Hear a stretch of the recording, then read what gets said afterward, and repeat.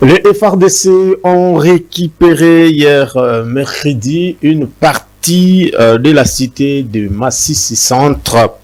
Au Nord Kivu rapporte plusieurs sources concordantes contactées par Radio Kapi. Appuyés par les combattants locaux Wazalendo, les FARDC ont mené une contre-offensive toute la journée de mercredi au chef-lieu du territoire de Massissi et dans l'agglomération d'Ngungu au groupement Oufamando premier.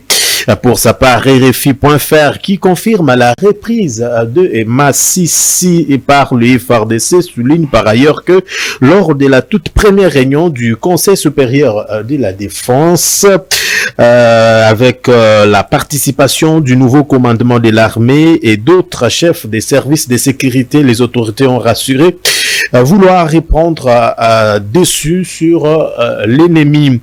Ce Conseil supérieur de la défense élargi ajoute de sa part, Forum des As a permis de passer en revue la situation sécuritaire dans les pays avec un focus particulier sur l'Est de la République démocratique du Congo, région où les combats contre les rebelles du M23 soutenus par le Rwanda se poursuivent.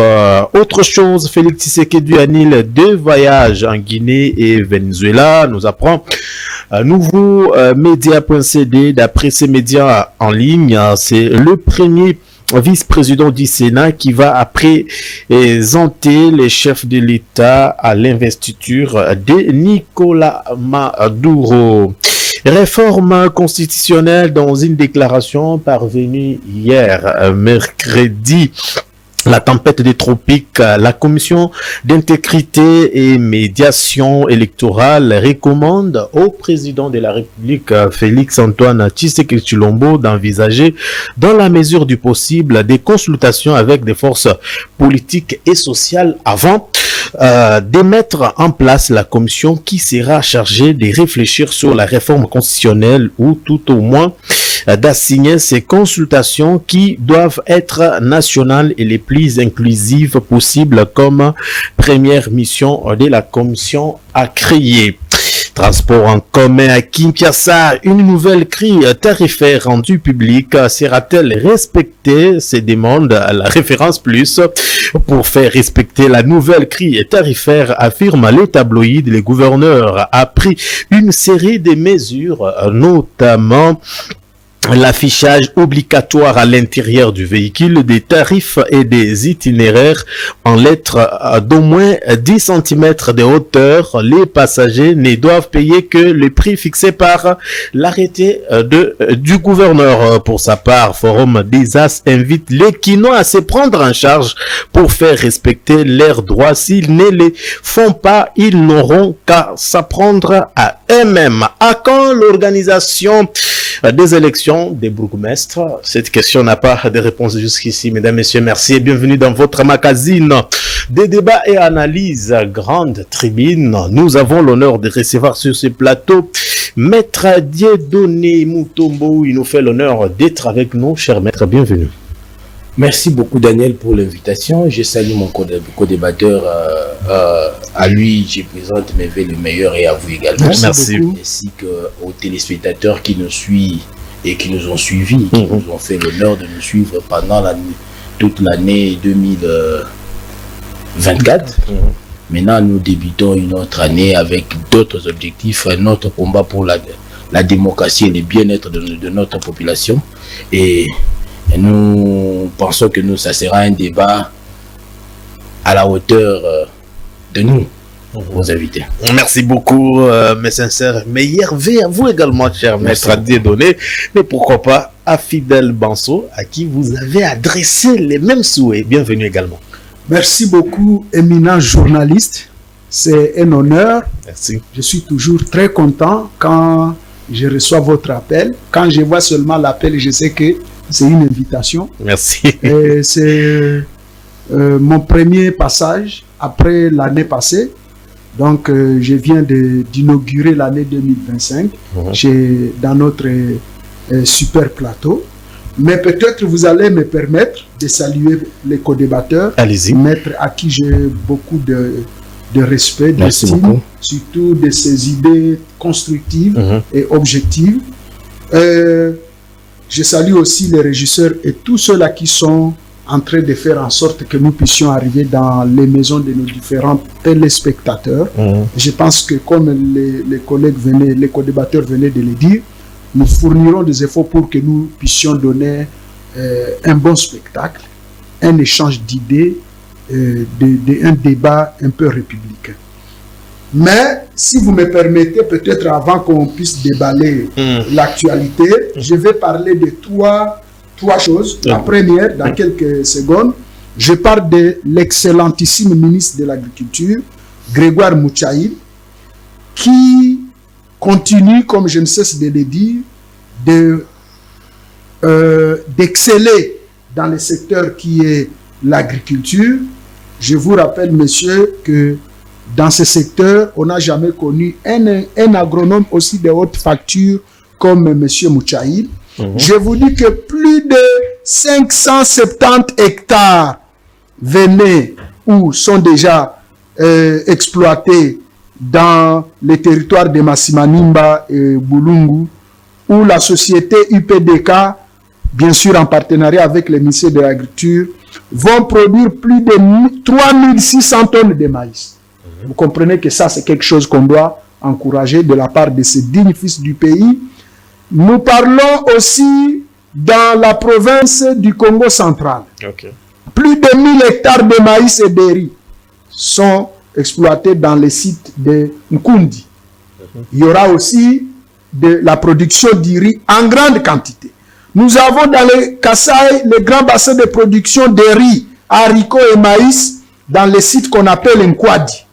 Et tout ça, c'est toujours pour qu'on puisse endiguer la faim, parce que l'importation du riz, de maïs, de farine de maïs, c'est quelque chose qui ne fait pas respecter notre pays, alors que nous avons plus de 80 millions de terres arables. Continuer à importer des denrées de première nécessité, c'est une honte. Voilà pourquoi nous félicitons le président de la République et la première ministre qui ont jeté leur dévolu sur ces dignes fils, à la personne de l'excellence Moutchaïl, qui va nous surprendre cette année avec la saison B, où nous allons voir ce que nous n'avons jamais vu dans ces pays. Tout ce que nous demandons, c'est de donner des moyens à ces ministres, lui doter de moyens conséquents. Les 11% dont nous avons entendu parler, nous voulons les voir matérialiser et qu'ils puissent aussi se mettre au travail. Deuxième élément que je vais... Alors, allez-y. Deuxième élément dont je vais parler, maître, vous allez m'excuser parce que je vais grignoter un peu peut-être de vos minutes.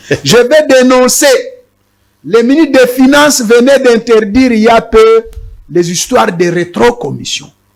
Mais il s'observe que cette histoire de rétrocommission continue. Des sources concordantes nous affirment qu'au ministère de l'Agriculture... Mais, monsieur Fidèle, il faut avoir toutes les positions possibles. C'est à quel niveau? C'est où? J'en arrive. Au ministère de l'Agriculture, il y aurait, je vais utiliser les conditionnels, des gens qui sont en train de rançonner les services, alors que le ministre des Finances a signé délibérément les dossiers des différents services au ministère de l'Agriculture. Mais il y a un groupe de personnes, je ne veux pas citer leurs noms, peut-être dans les prochaines heures, nous allons donner les noms et leurs services, qui sont en train d'imposer 30%. Et il y a des services qui ont déjà été victimes. Il y a les services comme les d'MPCC, il y a les services comme DICA, il y a les services comme PNR, il y a les services comme PAA, il y a les services comme... et bien d'autres. Et bien d'autres.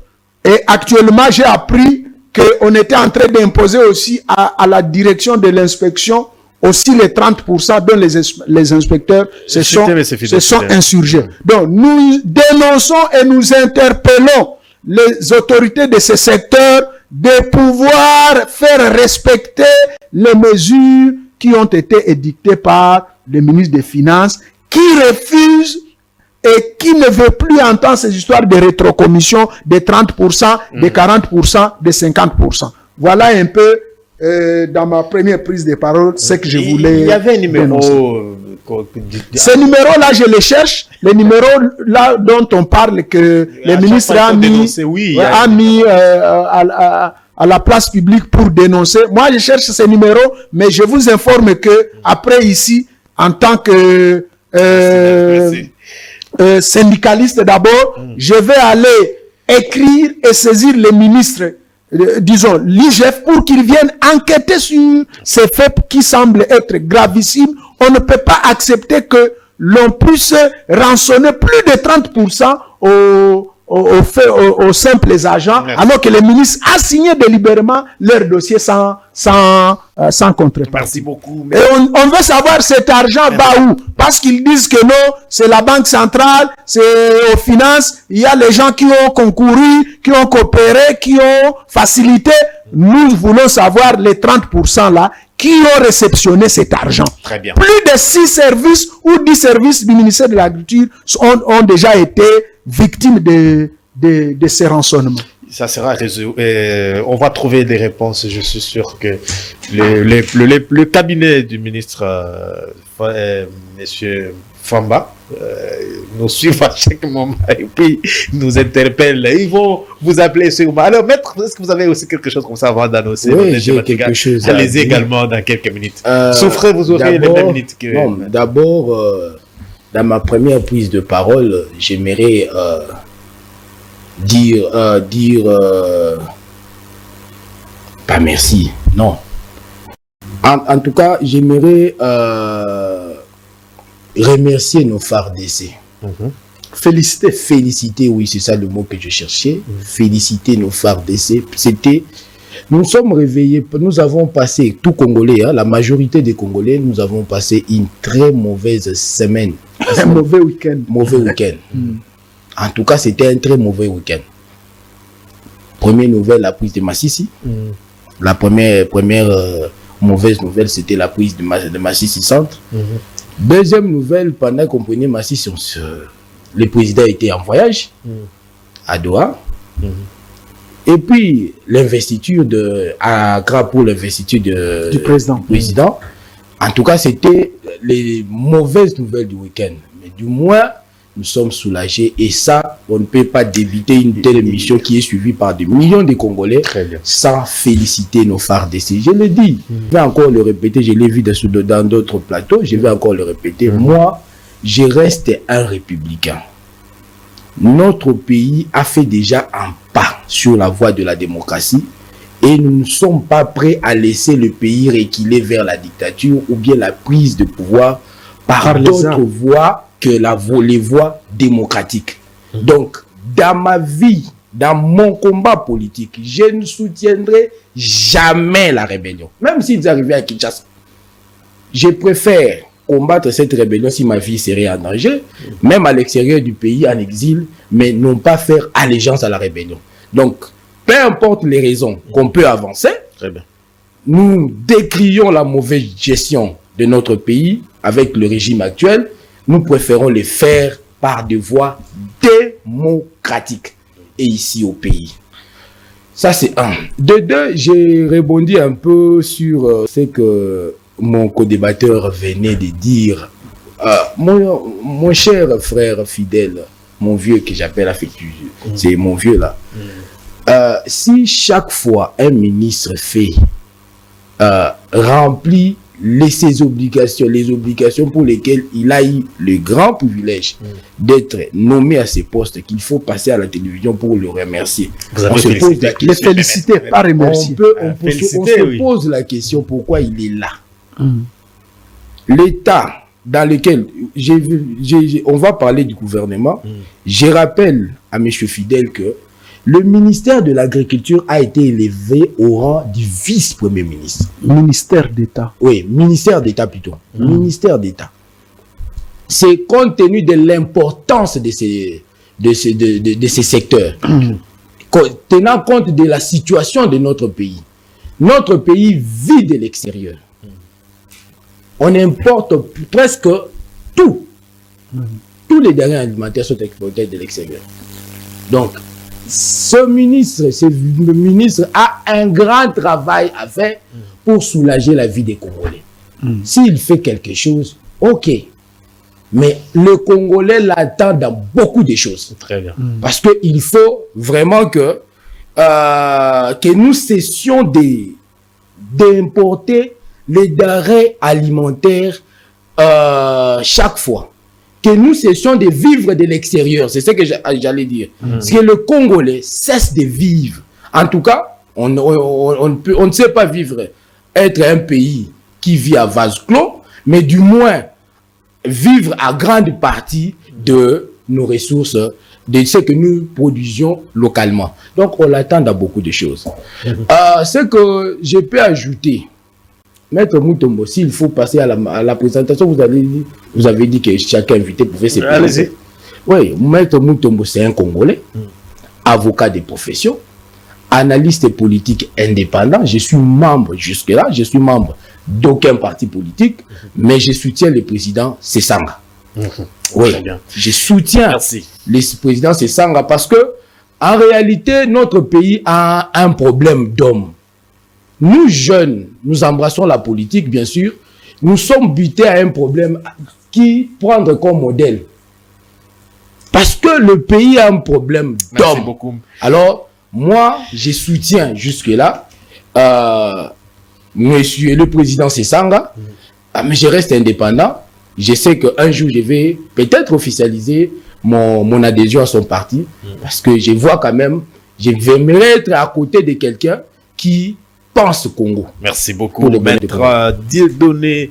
Alors, des thématiques, gouvernement souminois, un remaniement en profondeur s'impose. Et puis, Félix Tshisekedi en 365 jours, que retenir avec quelle perspective? Alors, messieurs fidèles, quel est le bilan politique d'abord, avant de prendre la question sécuritaire, de Félix Tshisekedi? Qu'est-ce qu'on retient pour l'année 2025? Combien de minutes? Vous avez 5 minutes. 5 minutes. Merci beaucoup. Ça, on avance. Vous avez mon co-débatteur l'a fait. Pour ceux-là peut-être qui ne me connaissent pas, je suis Fidèle Banso. Fidèle Banso, j'étais de l'envol. L'année passée, j'étais candidat député dans la ville de Goma sur la liste de Envol. Donc, Delis Sesanga, c'était mon président. Mais pour des convictions personnelles, j'étais le tablier. Et actuellement, je suis analyste politique indépendant aussi. Je n'appartiens à aucun parti politique, mais aussi je suis syndicaliste. Un syndicaliste, c'est vraiment... Et vous soutenez le pouvoir? Je soutiens les pouvoirs, je soutiens le président de la République, mais moi, je suis blanc comme la neige. Vous soutenez... Ou que c'est bien, là où ce n'est pas bien, même si je soutiens le président, je lui dis que moi, ça, je ne soutiens pas. Très bien. C'est ça les bémols que je voulais mettre. Maître a parlé de quelque chose de très important, où il parle du ministère de l'Agriculture. C'est vrai, maître, le ministère de l'Agriculture, le fait qu'il soit élevé au rang du ministère d'État, c'était en fonction de ses attributions. Néanmoins, le ministère de l'Agriculture connaît toujours des problèmes. Les problèmes comment ça s'appelle? Des moyens. Vous savez, le ministère de l'Agriculture, si on n'a pas de moyens, même si on amenait Jésus là-bas, je ne sais pas si ça peut aller. C'est le ministère technique. Alors, il faut vraiment des moyens. Vous entendez dans les budgets, Maputo, on avait parlé de 10%. Ici, le président nous a dit, on a doté 11% du budget national. Mais vous verrez que même la moitié de ce budget n'est pas défalqué et mise à la disposition du ministre. Maintenant, le ministre va faire quoi? Il va travailler avec les mains. Il va faire la magie. Voilà pourquoi nous interpellons les gouvernements. Cette fois-ci, comme on a mis un fils maison à la tête du ministère, je rappelle que le ministre, c'est un agronome qui, depuis son jeune âge, a servi au sein du ministère de l'Agriculture. Il a occupé toutes les fonctions dans ce ministère. Son secrétaire général est aussi ingénieur agronome de formation. Mais au moins sur le plan casting, on sait que le ministère de l'Agriculture a des hommes qu'il faut, aux places qu'il faut. Maintenant, il faut des moyens. C'est ce que nous demandons. On a eu trop de théories. Ce que vous avez plaidé, Oui. Trop de théories à tous les niveaux. Voilà, nous voulons des pratiques. Cette fois-ci. Ils avaient des excuses que non, voilà, ils ont hérité un budget de Sama. Cette fois-ci, c'est leur budget. Nous voulons assez que Maman Souminois, puisse mettre à la disposition du ministre de l'Agriculture des moyens conséquents et qu'on les juge maintenant, après qu'on lui ait remis des moyens sans qu'il donne les rendements. En ce qui concerne maintenant le bilan, 365 jours. Okay. Moi, je vais dire que mon président, dans cette première année, en tout cas, le président a 60%. Il s'est efforcé. Sur le plan politique ou... Ok, on va alors... ouais. Sur le plan d'abord politique, 60% de réussite, 40% d'échec. Pourquoi? Parce que le président continue avec beaucoup de jérémiades. Un président ne pleure pas, papa. Un président de la République... Moi parfois, ça ne passe pas dans ma tête. J'imagine que moi, je suis président. Je suis le sommet. Les papas ne pleurent pas. Maître, vous êtes mariés, je pense. Oui. Daniel et moi aussi. Nous sommes tous des responsables. Vous imaginez devant les enfants, à la maison, il n'y a pas de pain, il n'y a pas à manger. C'est papa qui commence à pleurer. Est-ce que vous donnez... Quelle image vous donnez aux enfants? Pourquoi même j'ai dit pour ce soir ici de la guerre à l'Est? Ça me fait très mal quand j'entends les gens ne soutiennent pas les FARDC, on ne condamne pas les Rwandais. Est-ce que nous, on a le temps de condamner ou le temps de frapper? Mon cher ami, la géante République démocratique du Congo pleurnichait devant le Rwanda. Le seul territoire de Walikale est 2 fois plus grand que le Rwanda, si vous ne le savez pas. Rwanda n'a pas même la moitié de l'ensemble des militaires que nous avons. Pourquoi on ne peut pas prendre tous les militaires, tous les policiers qui sont dans les endroits où il y a quand même accalmie, on les prend tous, on va les entasser dans la province là-bas. Qu'est-ce qu'on manque? On manque d'argent pour acheter des mirages. Sous Mobutu, on a entendu des mirages. On manque de l'argent pour acheter des avions de guerre de dernière génération. Moi, je pense que prendre Masisi pour moi, ça ne suffit pas. Je serais content si j'apprenais que nos FARDC ont pris Gisenyi, la ville voisine du Congo de Goma. Nos FARDC ont pris aussi Gisenyi. Ils ont pris Tchangougou. Voilà ce que nous attendons. Comment notre propre armée peut s'enjailler d'avoir récupéré leur propre territoire.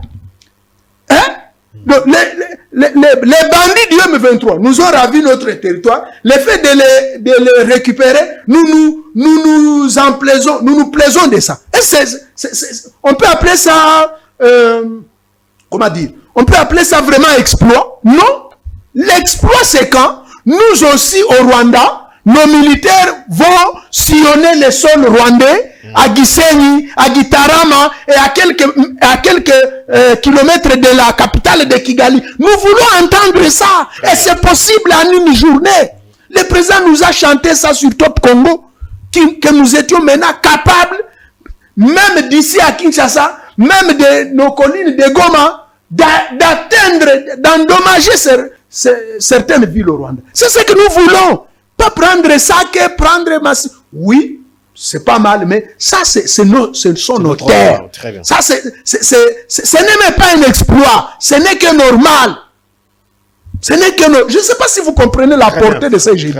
Moi, je serais content quand je vais apprendre que nos forces armées ont franchi la barrière. Ils ont pris la ville de Gisenyi au Rwanda. Ils ont pris la ville de Gitarama. Ils ont pris la ville de Tchangougou. Mais pas prendre... Oh, on a repris la cité de Masisi. Tous les médias en parlent comme si c'est un exploit. C'est pas un exploit. C'est chez nous.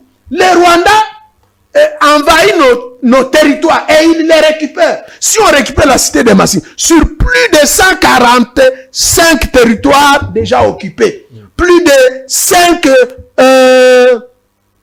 145 localités, plus de 5 territoires déjà, où les M23, même s'ils n'occupent pas toute la totalité des territoires. Mais moi, je pense que jusque-là, mes chers compatriotes, je ne saurais pas dire que c'est un exploit. Parce que c'est toujours chez nous. Nous avons chassé, on peut dire, on a chassé les ennemis. Mais récupérer, non. Ce vocabulaire-là, pour moi, ça ne marche pas. Vraiment. Je veux qu'on récupère quelques territoires rwandais aussi. Merci. Voilà. Sur le plan social, non, ne me coupez pas d'abord, mon cher ami. S'il vous plaît, sur le plan social, mon cher ami, notre pouvoir, moi j'ai dit je suis proche, je soutiens le président, notre pouvoir a échoué sur le plan social. Ok. Parce que la population continue à croupir dans la misère noire. On nous a promis que les denrées alimentaires vont revoir les prix à la baisse. Je paraphrase le VPM Moukoko Samba. Mon cher ami, nous tous ici, nous avons des femmes. Aucun produit sur le marché qui a revu les prix à la baisse. Plutôt, il y a eu dissension terrible de prix. Franchement. Sur les marchés. Alors, et donc, moi je pense que sur le plan social, jusque-là, en tout cas, tant que les 5 kilos de sucre, qui en 2016 coûtait dans les 5 000 francs, n'est pas encore revenu même à 15 000 francs, aujourd'hui c'est 20 000 francs, ou à 12 000 francs, il n'y a pas baisse des prix. Maître Avou également, qu'est-ce qu'on peut retenir des 365 jours de Félix Tshisekedi jusqu'ici? Moi, je note, sur le plan politique et sécuritaire. Je commence par rebondir et puis je vais réagir. Je note d'abord une contradiction. La note que mon aîné a donnée à Félix, à sa gestion, ainsi que ses observations qui ont suivi. En réalité, quand on donne la note de 60 sur 100, ou bien 6 sur 10, dans vos observations, on devait relever quelque chose de positif. Alors que, en vous suivant du début à la fin, j'ai pensé être devant un militant de Fayoum. Non, il a dit... C'était des critiques farouches. Et puis, c'est vrai, c'est tout ce qu'il a dit. Dans le secteur... Donc, ce qui vous a manqué seulement, c'est l'honnêteté de dire que le régime a échoué. La note là, c'est au moins 20 ou bien 10 sur 100. 10 sur 100. Mon cher aîné, retournons en 2023. Observons, c'était pour la première fois. Je l'ai toujours dit. Pour la première fois, on annonce le résultat présidentiel. On peut tout critiquer de l'organisation, tout dire de l'organisation des élections en 2003. 2018 plutôt. Retournons en 2018. Mais c'était pour la première fois que les Congolais étaient contents, se réjouissaient du résultat des élections présidentielles. Pour la première fois. Pour la première fois en 2023, on peut tout dire sur l'organisation des élections. Mais quand le Congolais a appris que le président actuel a été réélu, proclamé président de la République, il y a eu moins de troubles. Il y a eu moins de troubles sur toute l'étendue du territoire national, contrairement à 2006, contrairement à 2011. Personne ne peut dire que Kabila a déçu le Congolais. Personne. Parce que pour décevoir quelqu'un, il faut commencer par compter sur cette personne-là. Nous savons comment Kabila a pris le pouvoir, comment, après chaque cycle électoral, il a cherché à conserver ses pouvoirs en mettant l'armée, les éléments de forces armées partout sur le territoire national pour contenir la population, la réaction de la population. Vous allez constater avec moi que, permettez-moi de le dire, notre président constitue une déception nationale pour les Congolais. Il n'est pas à la hauteur des attentes des Congolais. Notre président n'est pas à la hauteur des attentes, de l'espoir que les Congolais avaient mis sur sa personne. C'est dur, mais permettez à un Congolais de vous dire la vérité. Il n'est pas à la hauteur des attentes, de l'espoir que les Congolais avaient placé en sa personne. Pour la première fois, le Congolais disait que un fils du pays, les choses vont changer. Vous avez parlé sur le plan social. Mon cher ami, c'est une catastrophe. Allez vérifier le prix sur terrain. De 2018 à ces jours, plus de 100% de hausse des denrées alimentaires. Maître, Il y a même ceux qui se présentent sur le plateau avec même des boîtes de tomates, des sacs de riz, et vous pouvez, à telle date ça se vendait à tel prix, aujourd'hui c'est à tel prix. L'État a levé l'option de faire perdre, le gouvernement a levé l'option de faire perdre à l'État congolais des millions de dollars en faveur des opérateurs économiques. Et on nous a promis qu'il y aura baisse des prix des denrées alimentaires. Il fallait laisser 3 mois. Nous sommes déjà au-delà. Nous sommes au-delà de 3 mois. Il y a toujours hausse de prix. sur le plan sécuritaire, maître, on avance. Sur le plan sécuritaire, moi, je me refuse d'utiliser le mot utilisé, d'emprunter le mot utilisé par mon contradicteur. Des exploits Je dirais que ce sont des exploits. récupérés. Moi, sur je le dirais territoire. que ce sont des exploits.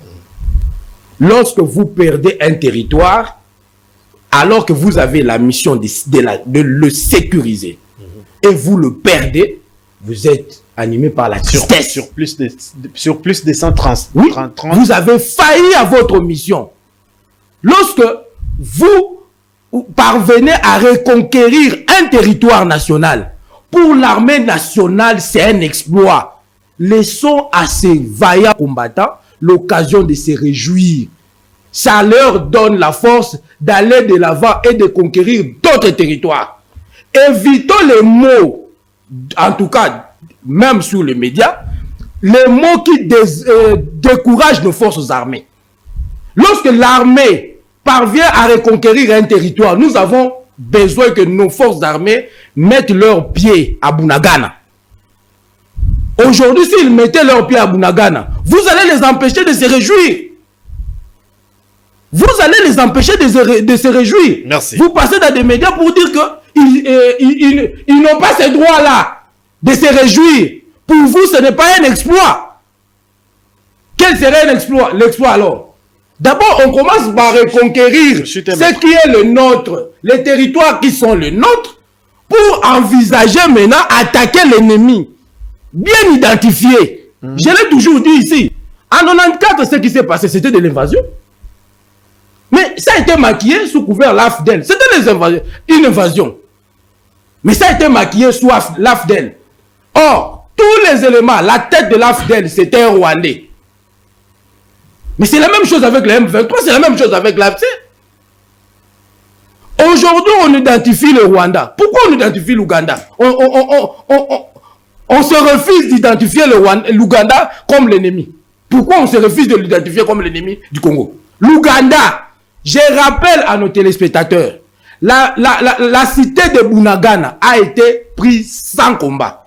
Cette cité n'est pas en frontière avec le Rwanda, c'est avec l'Ouganda.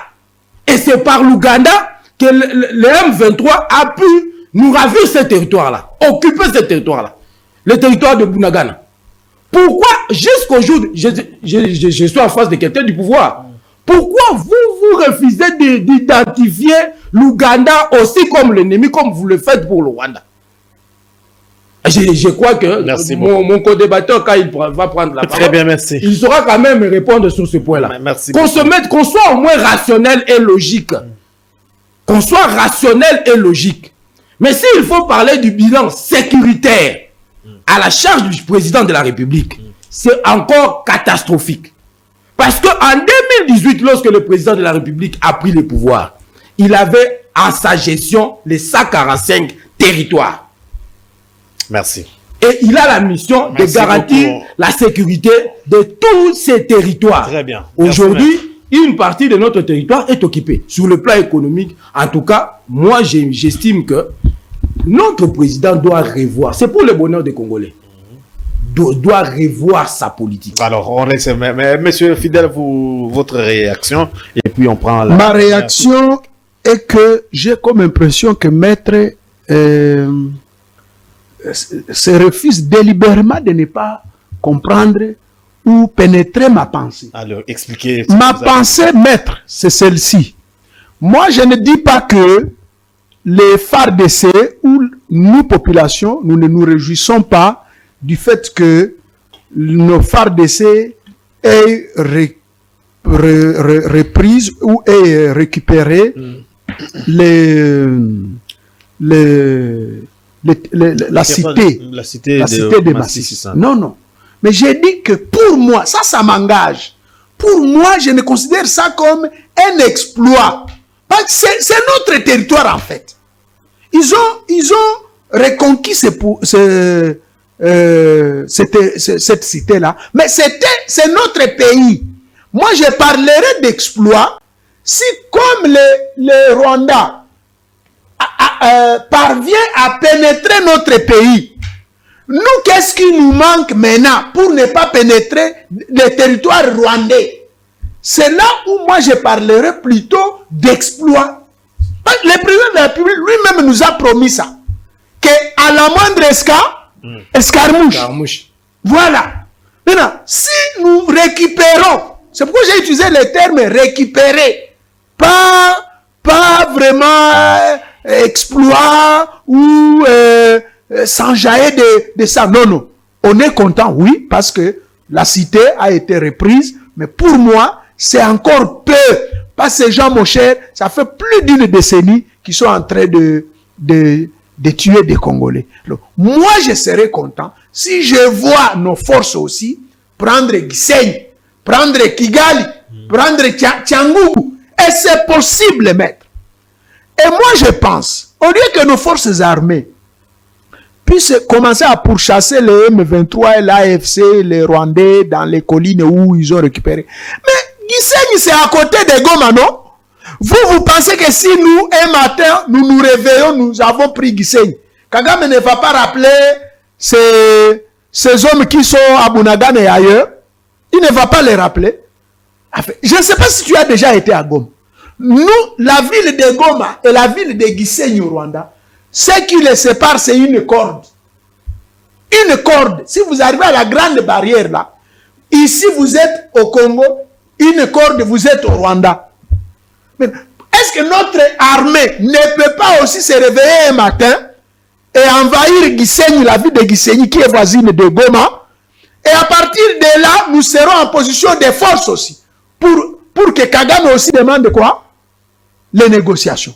Mais quand nous faisons des négociations, et que les ennemis, mon cher, tu imagines, le voleur est déjà dans ta chambre, et il te demande de négocier, tu vas refuser, tu es en position de faiblesse, il est déjà dans la maison. Mais si le voleur est encore dehors, là tu peux encore dire, mais bon, en tout cas, à moins que vous coupiez ma tête, mais je ne négocie pas. Voilà pourquoi je propose que nos forces armées, quand une partie comme les Wazalendo sont sur terrain là-bas, que l'on récupère aussi par Bukavu. Bukavu, la ville de Bukavu et la ville de Tchangugu sont séparées par une corde. Les gens passent la journée à Bukavu, ils dorment à Tchangugu. Les gens passent la journée à Goma, ils dorment à Gisenyi. C'est ça ce que moi je veux. À partir de Bukavu, qu'on prenne Tchangugu aussi. Que Kabila aussi commence à pleurer comme nous on pleure.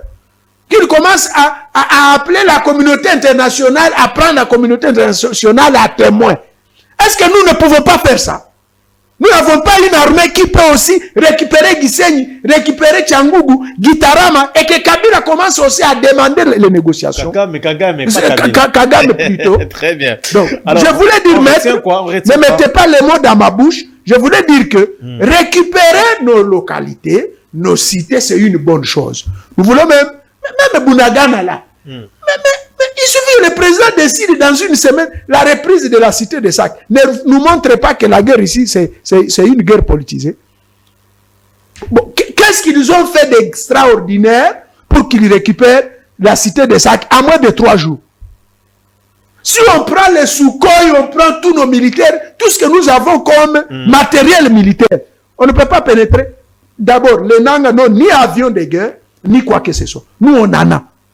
on descend, on pose les mirages là dessus, dessus des Bunagana. On bombarde tout le monde là-bas. Même si la population va en pâtir, on s'en fout. On retient quand même. Parce que l'État a le monopole de quoi? De la violence quand le territoire est menacé. Merci. Donc tout ce qu'on peut retenir à ce point ici, nous voulons que nos FARDC aillent au-delà.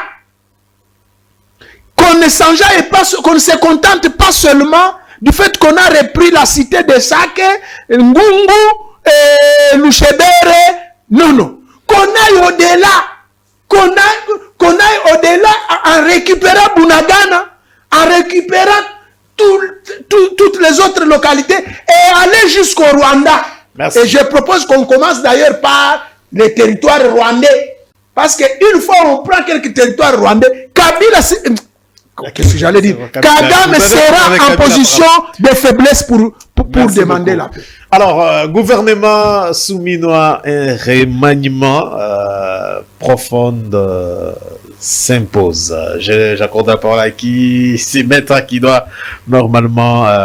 Vous avez dans votre analyse sur les bilans de l'année 2024 évoqué beaucoup de choses. Alors, qu'est-ce qui ne va pas? Quelle est votre lecture par rapport à la monture du gouvernement ou de l'équipe de Madame Souminois, cher Maître? Ok, je vais revenir, mais j'ai rebondi. Je ne peux pas laisser ça comme ça. Mais parce que nous devons nous comprendre. L'État, nous sommes... Moi, je suis proche de l'opposition. Mais sur cette question, je soutiens les FARDC. Alors, je me refuse, même en vocabulaire, tout vocabulaire ayant pour objectif, disons-le comme ça, de décourager les forces armées, nos forces armées. Ça, je le refuse. Permettez-moi, mon cher aîné. En français, nous avons appris qu'on ne tue pas deux livres à la fois. Nous parlons de l'armée. C'est très complexe. C'est très complexe. Ce n'est pas l'agriculture, c'est l'armée. Vous avez un front pour reconquérir vos territoires occupés. Vous ouvrez officiellement un front contre un pays voisin. Agresseur, ajoutez ça. Oui, je peux ajouter, j'emboîte votre vocabulaire. Un pays voisin, agresseur. Voilà pourquoi j'ai dit, vous nous avez appris, vous nos aînés, qu'on ne suit pas deux lièvres à la fois. Commençons d'abord par démontrer, je sais que c'est ça l'option levée par nos forces armées. Même le président il a dit hier. Récupérer nos territoires. Parce qu'il y a la diplomatie au niveau de Luanda. Qui a totalement échoué. Ça a échoué, ça peut reprendre à tout moment. Mais ayons à notre possession la gestion de nos territoires. Très bien. Aucun pays sérieux ne négocie avec les rebelles. Aucun pays sérieux au monde ne négocie avec des rebelles. Donc, cette option de ne pas négocier avec les rebelles, même si moi, je suis contre la politique du chef de l'État, mais sur cette question-là, je l'appuie. Et s'il faut résoudre le problème de l'Est, il faut commencer par imposer la paix. Merci. Gérer nos frontières, sécuriser nos frontières. Quelques minutes, maître. C'est ça la solution. Maintenant, si on va encore, on estime que comme on nous a causé trop de mal, on peut aller au-delà des frontières, ouvrir. Ça, c'est déclarer officiellement la guerre. Et c'est ça, c'est que moi, je peux. C'est le président lui-même l'a dit. Il l'a dit qu'à la moindre escarmouche, ne peut pas déclarer cette guerre lorsque ces territoires sont occupés. Parce que maintenant, les forces armées ont d'abord la première mission de récupérer les territoires. Mais après avoir récupéré nos territoires et bien les sécuriser, si on estime qu'on a de bonnes raisons d'engager la guerre contre le Rwanda, c'est au président de lever cette option. Il l'a dit, mais monsieur dans Fidel, nos vocabulaires, également le Rwanda. Après avoir récupéré nos territoires, dans nos vocabulaires, nous devons éviter les mots qui découragent nos forces armées. Sur le remaniement du gouvernement. Annoncé par les présidents. Ce remaniement s'impose combien ça va coûter à la République. Peu importe combien ça va coûter à la République. Vous viendrez encore... Je dis et je répète, ces remaniements s'imposent. Les remaniements du gouvernement souminois ou bien la démission de la première ministre s'impose. Oh. On change carrément le gouvernement. Pourquoi je le dis? Parce que la dame, la première ministre a montré ses limites. Ah, dans moins d'une année. Non, on ne sent pas les signaux forts de sa part. Ça, c'est un. De deux, les dollars. parlons. Non, s'il vous plaît. Non, nous sommes en 2850. Il a trouvé stabiliser, il faut. Nous n'avons pas besoin d'être qu'on puisse seulement stabiliser les dollars, mais que nous avons besoin que le franc congolais ait de la valeur face aux monnaies étrangères. Bien. Mais pourquoi j'ai dit que les remaniements s'imposent? Parlons d'abord du remaniement. Si on peut me tenir, le président a encore confiance à sa première ministre. Oui. Oui. S'il faut parler du remaniement, d'abord sa monture. Nous sommes un pays en guerre. Les moyens doivent être mis à la disposition de nos FARDC. Donc, partout où les moyens de l'État ne sont ou bien sont affectés pour des ministères dont l'État, excusez-moi, leur importance, qui ne démontrent pas leur importance. Parce que les ministères là, nous avons 54 membres du gouvernement. Dans un pays en guerre, on fait quoi? Pourquoi pas réduire les ministères au nombre de provinces? C'est un exemple que je donne. Au nombre de... Nous avons 26 provinces, c'est la représentation nationale. Pourquoi pas associer des ministères avec d'autres ministères? Le ministère des Sports et Jeunesse et Loisirs peut être mis ensemble. C'est ce qui a été comme... Le ministère des Mines et Hydrocarbures, on peut le mettre ensemble. Mais le problème, c'est quoi? Le problème, la réalité, c'est quoi? C'était une conquête du pouvoir. On veut satisfaire tout le monde. Il fallait satisfaire tout le monde. Mais déjà, il y a 6 mois passés, on suppose déjà qu'ils se sont déjà servis. C'est au peuple de se servir pour l'instant. C'est maintenant l'occasion pour le président de la République de se racheter et de servir le peuple. À vous également, maître, on revient. S'il vous plaît, je termine, mon cher. Nous avons 6 vice-premiers ministres. Nous avons 6 vice-premiers ministres. Pourquoi pas réduire, je parle en termes de forme, la forme du gouvernement. Réduire en termes de ministre, tout simplement. Ministre, tout simplement. S'il fallait récompenser ceux qui vous ont aidé à reconquérir le pouvoir, mais ils se sont déjà servis. Voilà pourquoi j'ai dit 54 ministères dans un pays en guerre, avec de vice-premiers ministres, ministres d'État, ministres délégués. C'est trop pour un pays en guerre. Ça consomme trop le budget de l'État, encore que c'est prouvé qu'au moins 70% du budget de l'État est affecté pour le fonctionnement des institutions. Merci beaucoup, maître. Alors, monsieur Fidel, vous avez également quelques minutes. Vous avez déjà répondu. Pour le remaniement, je ne veux pas vous prendre assez de temps. Moi, je pense que remanier pour le moment, ce n'est pas vraiment une nécessité ni une urgence. Pourquoi? Parce que le gouvernement souminois, c'est un gouvernement qui a hérité beaucoup de problèmes. Entre-temps, les budgets, s'il vous plaît, pour qu'une première ministre puisse bien fonctionner, il doit fonctionner avec les moyens de sa politique. C'est-à-dire les budgets que lui-même a mis en place. Donc les budgets ici de 2025. Et parce que s'il peut y avoir un remaniement, il fallait donner la chance au gouvernement souminois encore pour l'année 2025. Parce qu'au moins là, les budgets qui va faire fonctionner la République pour 2025, c'est de l'apanage du gouvernement souminois que ce budget est là. Êtes-vous d'accord par rapport à ce que Maître dit qu'on ne sent pas l'impact de ce gouvernement? Non! Dans aucun secteur, comment vous pouvez sentir l'impact alors que pour qu'il y ait impact, il faut qu'il y ait les moyens de la politique? Je dis bien que le budget qui vient de finir l'année 2024, c'était un budget du gouvernement Sama Lukonde. Et vous connaissez comment notre pays fonctionne. Quand un gouvernement part, là où il y avait des tuyaux, il y avait Il tout part ça. avec son budget. Non, pas partir avec le budget, mais les fonctionnements. La plupart du fonctionnement des institutions, c'est déjà récupéré par les gouvernements sortants. Alors, pour mieux juger Madame la Première ministre et tous les membres de son gouvernement, c'est à partir de ces budgets ici. Parce que ces budgets ici reposent sur leurs axes prioritaires, comme elle appelle ça. Alors, remaniement, moi je ne vois pas remaniement pour le moment. Peut-être à la fin. Il y a quand même des ministres qui se sont distingués durant les... Certains oui, certains oui. Exemple. Certains oui. Je prends par exemple le ministre Mouchaïl. Je prends VPM, le VPM de la fonction publique. Ah oui. Le ministre d'État à la justice. Le ministre des Finances. Le ministre du budget. Aimé Boji.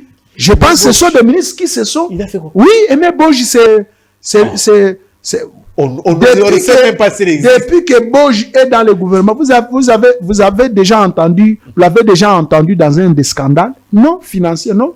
Il gère très bien le ministère du budget.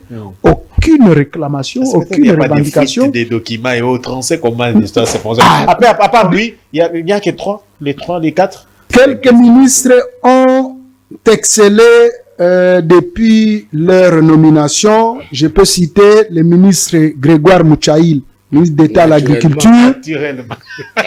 Je peux citer le VPM à la fonction publique. Liaou Jean-Pierre. Je peux citer le ministre de la Justice.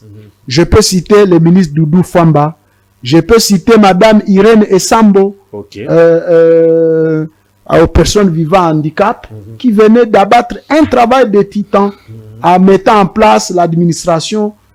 Vous vous rappelez que c'est un ministère qui n'avait pas d'administration jusque-là, mais avec Madame Irène, elle s'est battue bec et ongle pour que l'administration de ce ministère soit vraiment mise en place. Et aujourd'hui, elle a déjà signé les commissions d'affectation, le secrétaire général a procédé à leur notification. Tous les agents et cadres du ministère des personnes vivant avec handicap sont déjà mis en place. Merci. Et c'est là sous l'égide, sous la conduite, sous la performance de la distinguée Madame ministre déléguée Irène Essambo.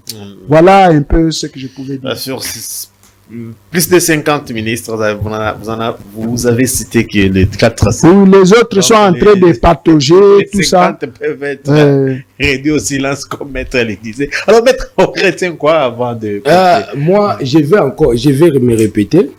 J'ai dit le ministère tel que chargé avec handicap, Madame, le ministère des personnes vivant avec handicap peut être un département du ministère des Affaires sociales. Mais oui, ce sont des ministères. C'est un ministère délégué aux affaires sociales. Ça peut être un département du ministère des Affaires. Voilà pourquoi j'ai dit les divisions. Compte tenu de l'état actuel du pays, nous sommes un pays à guerre. Un remaniement, même avec Sumina, s'impose. Il faut commencer par réduire la taille. Nous avons un gouvernement budgétivore. Si il fallait récompenser... Avec plus de 500 partis d'abord, se composer, j'ai dit ceci, non. Ici, c'est l'intérêt général qui compte. Est-ce qu'ils savent qu'il y a... Ici, mais qui conduit la politique du gouvernement? Qui conduit la politique du gouvernement? C'est le Premier ministre. En consultation avec cas le de président frustration, comment vous allez gérer la crise? C'est au président de la République de gérer les frustrés. Le gouvernement est composé de la Première ministre, notre gouvernement, de la Première ministre, de 6 vice-premiers ministres. C'est comme à l'époque de Kabila, lors de la transaction, il fallait avoir 4 vice-présidents. C'est budgétivore. Nous sommes un pays en guerre. C'est budgétivore. Vous avez le ministre d'État. Vous avez le ministre, vous avez le ministre délégué, vous avez le vice-ministre. Tout ça, c'était fait pour récompenser certains partis politiques. Mais ici, c'est l'intérêt général. Nous avons un gouvernement budgétivore. La situation du pays impose que chacun, les moyens de l'État puissent être logiquement affectés pour la sécurité de notre pays. La défense de notre pays. Pourquoi laisser un gouvernement budgétivore avec des ministères inutiles? J'ai dit le ministre chargé des personnes avec handicap. Ça pouvait être un département du ministère des Affaires sociales. Les droits humains, c'est peut-être associé à la justice. Normalement. Ministre de la justice. Sport et loisirs, peut-être mis ensemble. Avec jeunesse. Jeunesse, genre, femmes et enfants. Oui. Tout ça parce que... L'éducation même. Oui, l'éducation... Prend tout. L'enseignement primaire, l'enseignement supérieur, mais recherche parce que scientifique. le président de la République a choisi de partager sa politique avec une grande famille politique. Et dans ce cas-là, il est dans l'obligation de satisfaire tout le monde.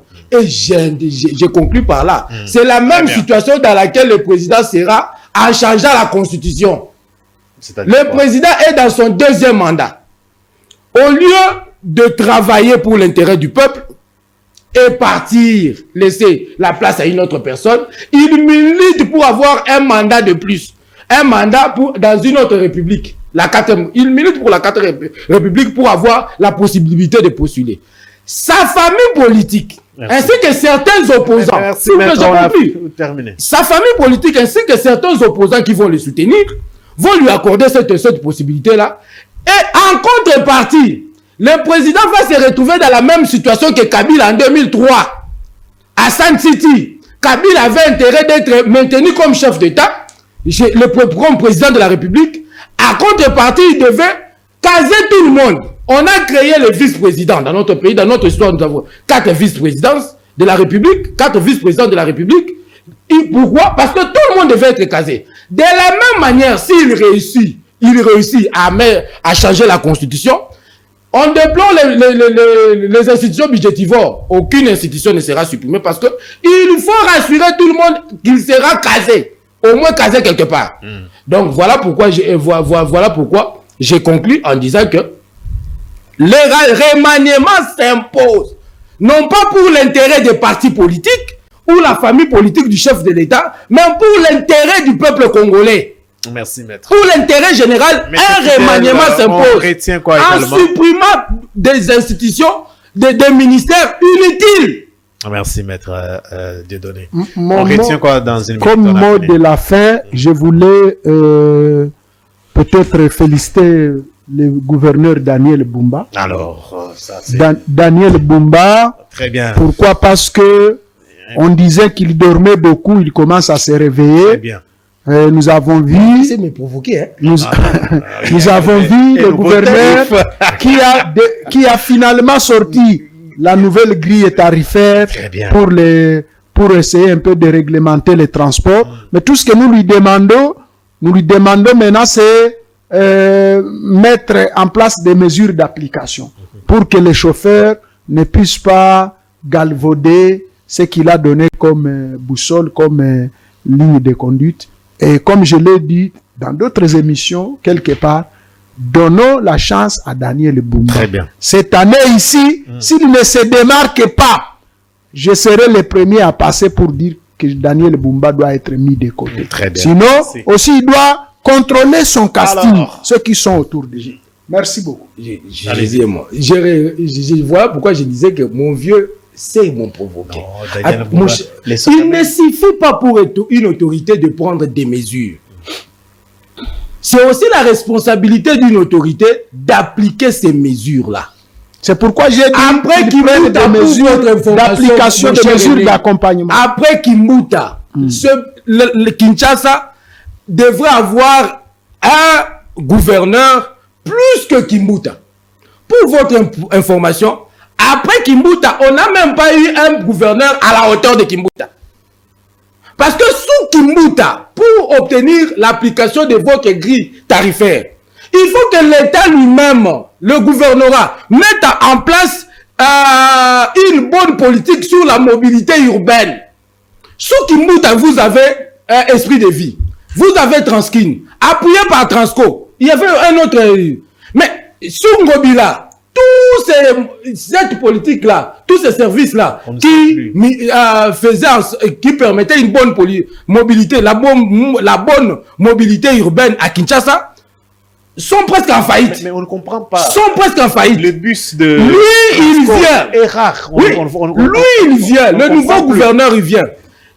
Il ne fait rien jusque-là. On ne voit rien. On a fini. Ce sont les privés qui font leur loi. Et il prend le risque de mettre une grille tarifaire qui ne sera jamais appliquée parce que l'État lui-même n'est rien. Il n'a organisé aucune politique, n'a mis en place... Donc, j'allais dire ceci. N'a mis aucune politique en place pour la mobilité urbaine. Ce sont les privés qui font la loi, notamment les motards. Merci, maître. Donc, c'est les nuls. Merci. Les nuls des gouverneurs que le Congo, Monsieur Fidèle Banso, mesdames et messieurs, c'est la fin de ces magazines de débat et analyse. Bonne fête, même sincère, meilleurs vœux chez vous. On se retrouve d'ici là, portez-vous bien, au revoir. Merci beaucoup.